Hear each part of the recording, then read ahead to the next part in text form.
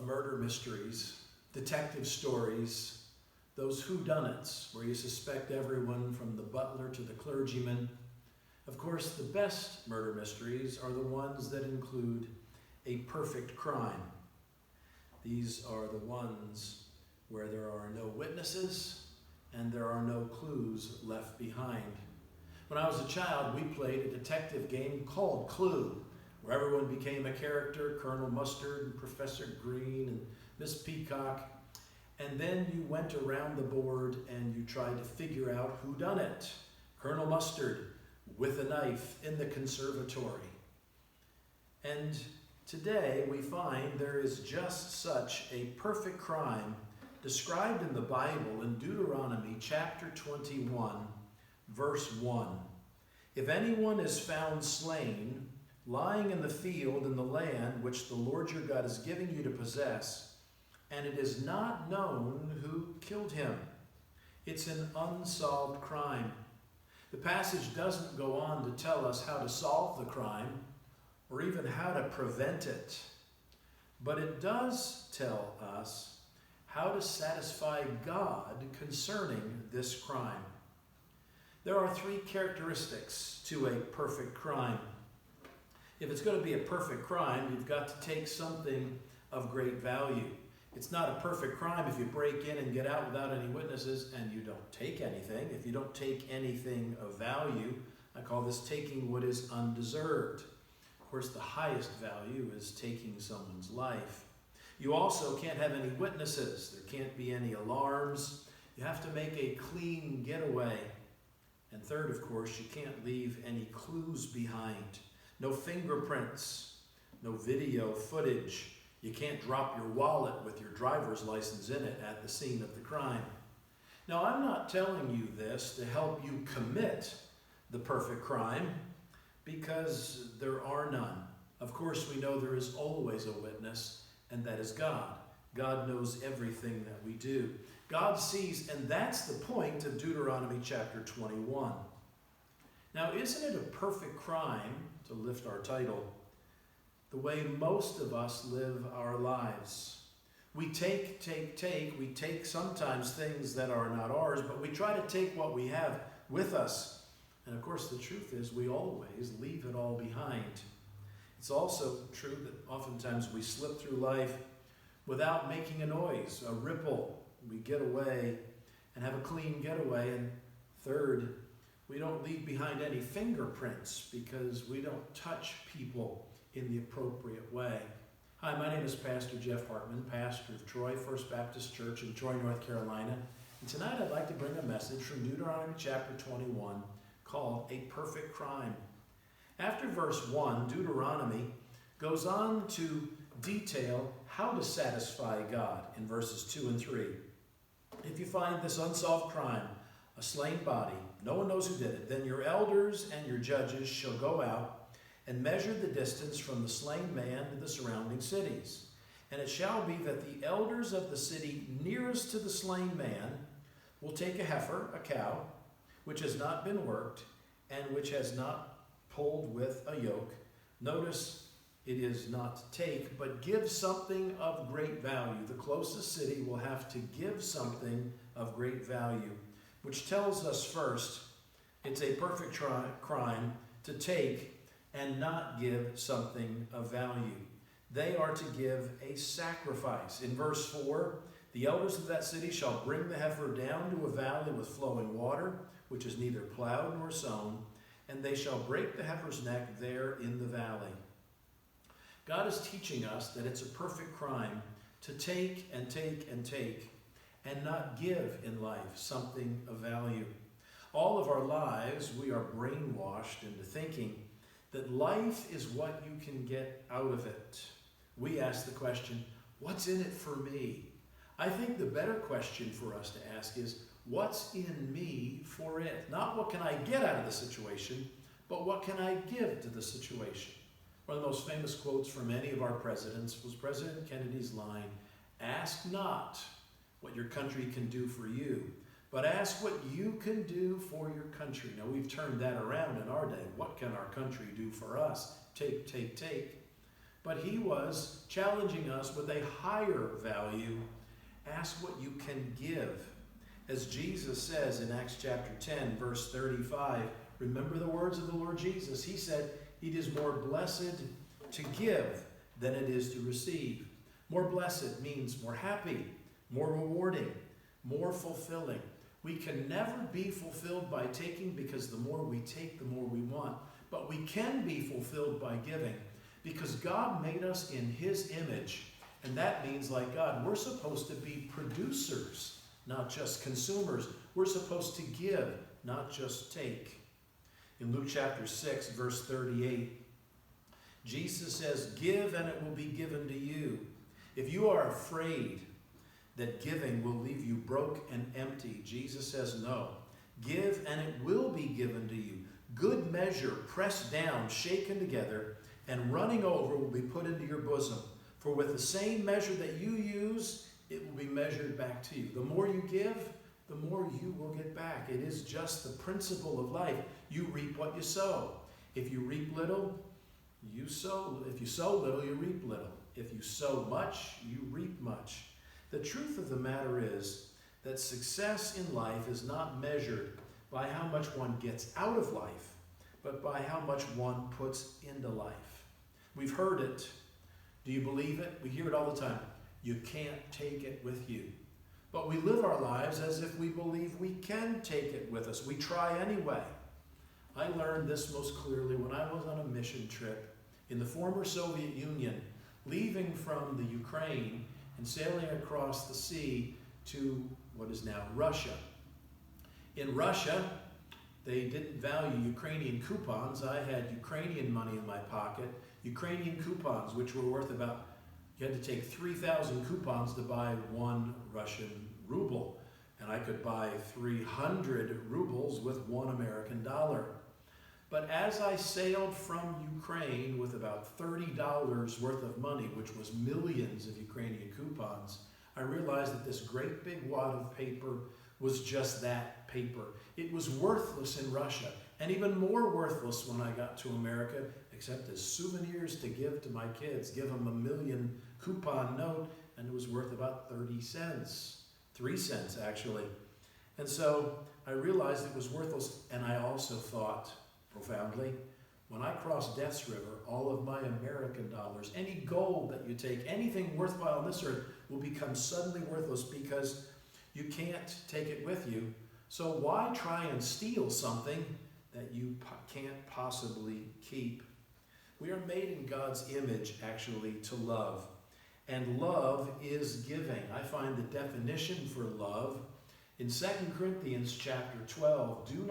I do not, Paul says, seek yours, what you have, but you. And I will very gladly spend, give, and be spent for your souls, though the more abundantly I love you, there's the 3 words, I love you, even though the less I'm loved. So I define love as selfless giving, not looking out for yourself, selfless giving, spending and being spent, and expecting nothing in return, even though when I love you, you don't love me back. Selfless giving with no expectations. Let me show you a beautiful biblical example of love, selfless giving with no expectations, in a little-known Bible story in the book of Acts. Here's someone who really got it. Have you ever heard the story of Dorcas? Acts chapter 9, verse 36, there was a certain disciple named Tabitha, which is translated Dorcas. What a sad name to have. Can you imagine being in elementary school and the kids making fun of you, Dorcas, and maybe she had a twin brother named Doofus. She was full of good works and charitable deeds, which she did. She became sick and died. Happy endings are just stories that haven't ended yet. We all die, right? And Dorcas, even though she was full of good deeds, died. So, verse 39, here's the end of the story. All the widows stood by him weeping, Peter, when he came, showing Peter the tunics and the garments which Dorcas had made while she was with them. They were all weeping. Why? Because Dorcas was selfish, self-centered, and never did anything for anyone? No, because of all the wonderful things she did for them. Can you just imagine eavesdropping on the mourners at the funeral for Dorcas? and hearing them talking, saying, "Oh, that's a beautiful sweater. I know Dorcas made this for me." They showed each other the garments that Dorcas had made for them. She left, but she left good works behind. I want you to notice they were mourning, and they were mourning because she was a giver, because she was a lover. And my point is, no one ever mourned the loss of someone who took so much. They were crying about Dorcas because she gave so much. So I want you to think about your funeral. Will there be a lot of people there? And what will they be saying? How much have you done for them? I love an old story about a young private in boot camp as he was learning to be a soldier. Every night he would get down at his bunk in the crowded barracks and he would pray as the lights went out, kneel and pray. Of course, the other soldiers, being insecure young males, began to make fun of him. After a long day of marching in the mud, they had been laughing at him for over a week. They began to throw their muddy boots at him and laugh. But the next morning, they all found their muddy boots now cleaned and polished beside their bunks. And that night, no one was making fun of him. As a matter of fact, one person and then another got down to get on their knees and to pray with him. See, the truth is, people will make fun of you, but no one ever mourned someone who took so much. He made a difference, and so they began to pray with him. You can go through life throwing muddy boots at other people, or you can go through life shining other people's muddy boots and make a difference. So I dare you to not live life as a perfect crime, but to give something of value. It would be a perfect crime to not give something of value. But I dare you to give till it hurts, to give more because it is more blessed to give than it is to receive. Don't ask what's in it for me, but ask what's in me for it. I dare you to make a difference because anything less would be a perfect crime.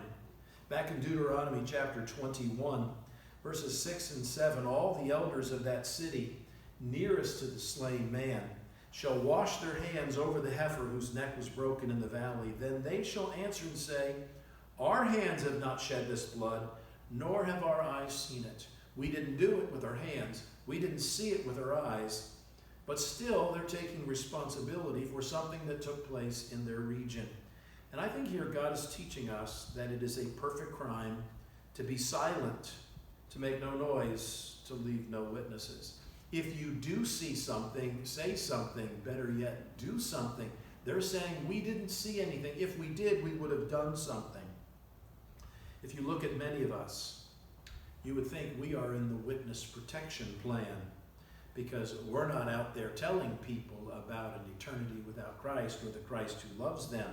We're more like a Hollywood star wearing sunglasses on the street, craving our privacy, not wanting anyone to know that we're a follower of Christ. We become undercover Christians, traveling incognito and making no waves. I think a lot of this is because all of us are torn by two contradictory primal urges. One is to fit in, and the opposite, the other, is to stand out. This is nowhere more apparent than in adolescent teenagers. They have a pathological need to dress, look like, talk like, and act just like their friends because they want to fit in. They want to be one of the crowd. They may look ridiculous. You may ask them, why do you wear your pants hanging down below your underwear? Why do you got to have your hair that color? Inevitably, their answer will be because they want to look different. Yes, maybe different than you, their parents, but just like all their friends. You see, peer pressure pushes them to be the same. But inwardly, all of us also long to be great, which means being different. You can't be great by being the same as everyone else. That's mediocrity. Isn't this what we really want? We want to stand out. We want to be different, but we're afraid to be. And I think that's why I love the old King James Version of 1 Peter 2:9, where Peter says, you are a chosen generation, a royal priesthood, a holy nation, a peculiar people. Now, peculiar is literally of his own, his special people. But I like that word peculiar because in a way, shouldn't we be different? Not because we dress like freaks, but because we live differently than those around us. Live differently because we care more and we do more and we give more. However, our cowardice or our laziness causes us to try and be undercover Christians. Maybe no one will notice that I'm different.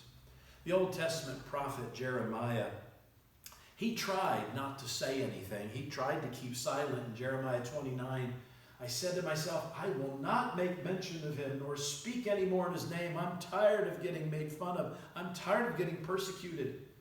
But, he says, his word was in my heart like a burning fire shut up in my bones. I was weary of holding it back, and I could not.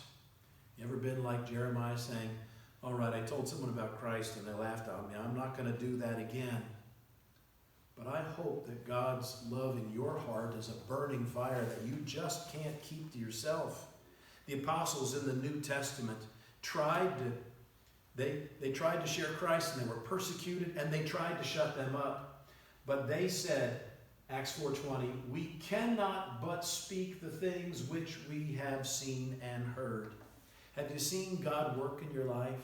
Have you heard God's good news, the gospel? Sometimes silence is not golden. For a young parent, silence is golden. But for an undercover Christian, silence is yellow, cowardly. I've heard all the excuses. I'm just one. No one will hear me, or no one will listen to me. I'm just one. I can't make a difference. But God says, just speak up. Do what you can. It certainly will not make a difference if you do or say nothing. In 400 AD, the Roman Colosseum was overflowed with crowds as gladiators were battling in the state games. They would first fight animals, and then they would fight each other to the death. There would be as much violence, except live, as we have in our R-rated movies. But there was a Syrian Christian monk named Telemachus who went to one of these games to see what all the hullabaloo was about. And when in the back row he saw this torture and death, he began to shout out, this is wrong, this cannot go on, this is not right, this must stop. The people around him began to boo him and try to shush him. So he walked towards the front, and he got to the front row, and he turned around and faced the people and said, this is wrong, this must stop. In the name of God, this must stop. The people again booed him and pushed him down onto the very floor where the soldiers were fighting. Pretty soon, people were cheering that Telemachus himself would be one of the victims. But from the floor, he began to shout out even louder to all the crowds, this is wrong. This must not happen in the name of Christ. This must stop. Then one of the soldiers, looking up to the stand, saw people give the thumbs down, and he thrust the sword through him, and Telemachus fell down in the sand and bled to death. But something strange happened. The people saw that, and they quieted, and they hushed.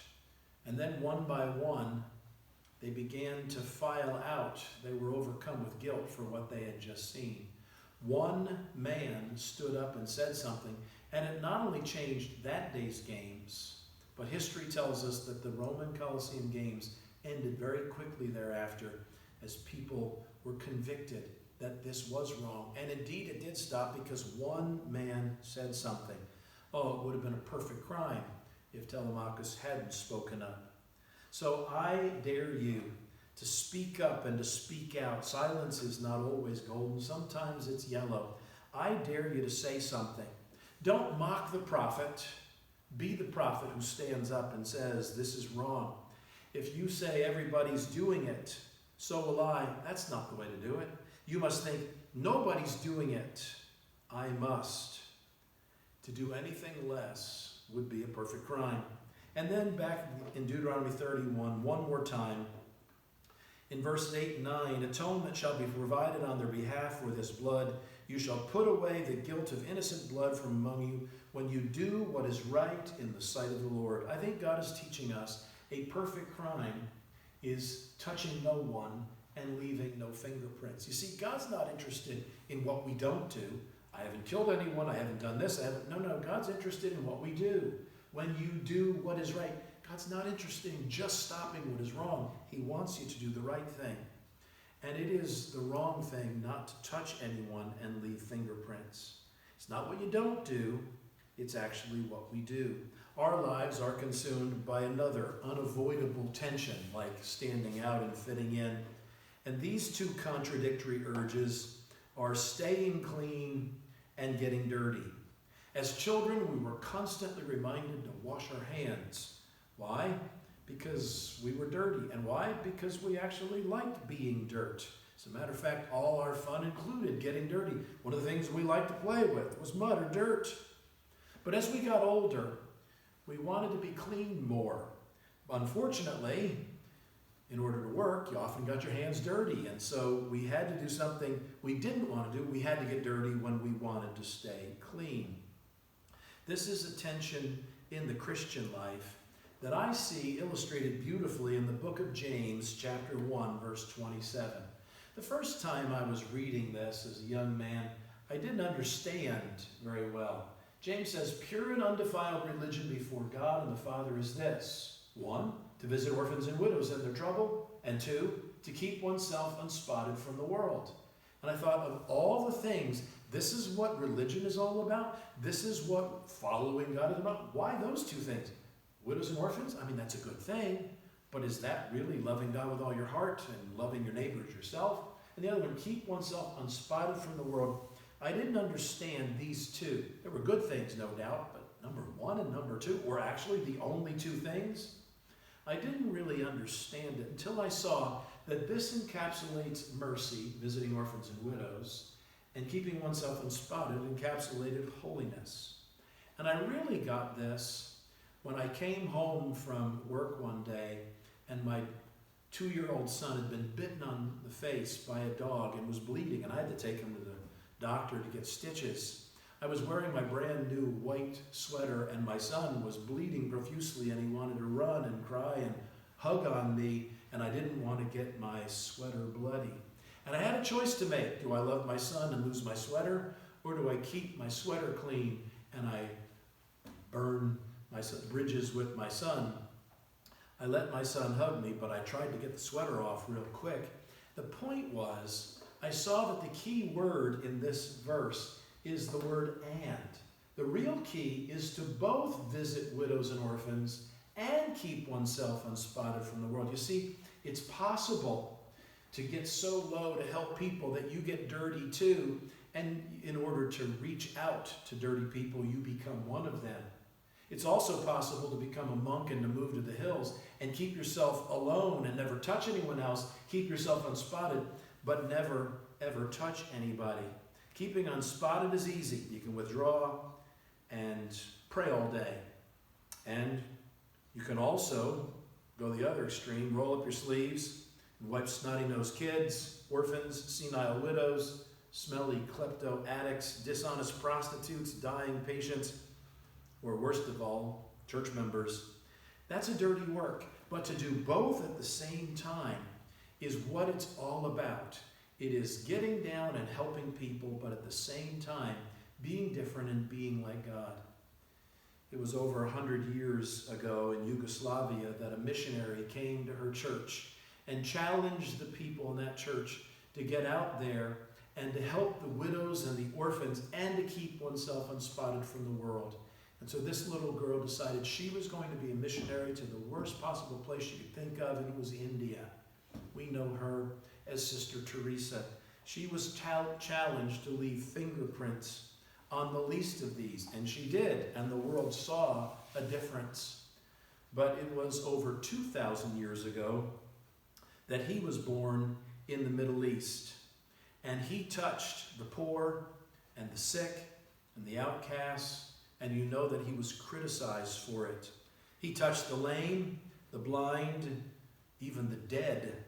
And of course, those he touched were never the same.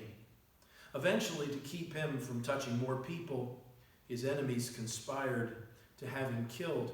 They drove nails through his hands to a cross. They said, that'll keep him from touching more people. Did it stop him?